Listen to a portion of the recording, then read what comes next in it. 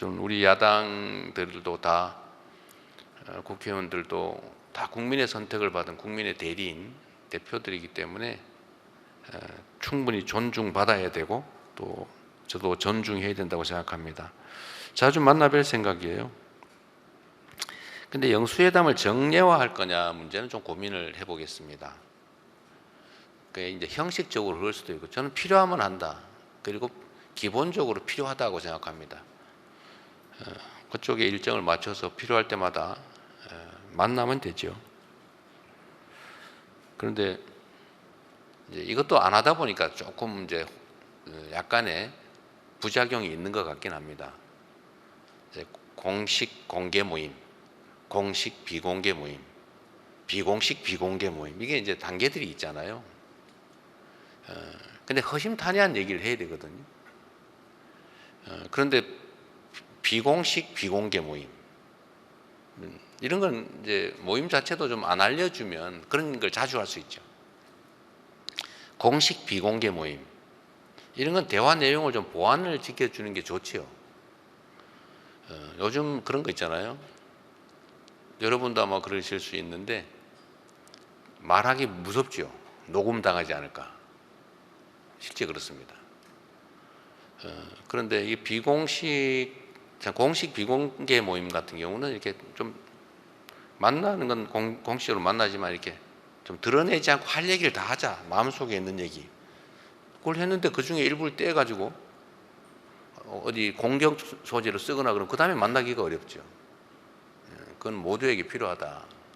그게 이제 안 하다 보니까 하도 귀하게 보다 보니까 이제 이것도 기회다 이렇게 생각할 수 있는데 저는 앞으로는 좀 그런 것들을 서로 잘 지켜가면서 맞는 비공식 비공개 모임 또는 공식 비공개 모임도 자주 가졌으면 좋겠어요. 그리고 저는 우리는 모두 개인 사업을 하는 사람들이 아니고 모두 국민을 위해서 국민의 뜻을 대변하는 대리인들이기 때문에 굳이 사감을 가질 필요가 없다. 개인적 이해관계 또는 개인적 이권 이런 것들을 추진하는 게 아니라면 사적 감정을 가질 필요가 없죠. 양보나 배려가 필요하지 않냐? 저도 그렇게 생각합니다. 당연히 공적인 일에는 사적 이해관계가 배제되어야 되기 때문에 사실 이렇게 하나 저렇게 하나 별로 관계없을 경우가 많아요. 그러면 뭐 양보할 수 있죠. 도달하는 길은 목표는 똑같은데 오른쪽으로 갈 거냐 왼쪽으로 갈 거냐 버스 타고 갈 거냐 비행기 타고 갈 거냐 뭐 기차 타고 갈 거냐 뭐 그런 거 양보할 수 있죠. 그런데 비행기를 타지 않으면 기회를 놓친다. 버스 타고 가면 안 된다. 이럴 경우에 버스로 타는 걸로 양보할 수는 없겠죠. 그리고 해야 될 일과 하지 말아야 될 일 중에 하지 말아야 될 일의 양을 양보한다는 것은 옳지 않다고 생각해요. 제가 뭐 부적절한 얘기, 뭐 설마 야당이나 이런 데서 그런 주장을 하지 않을 거라고 믿습니다만은 예를 든다면 극단적인 예죠.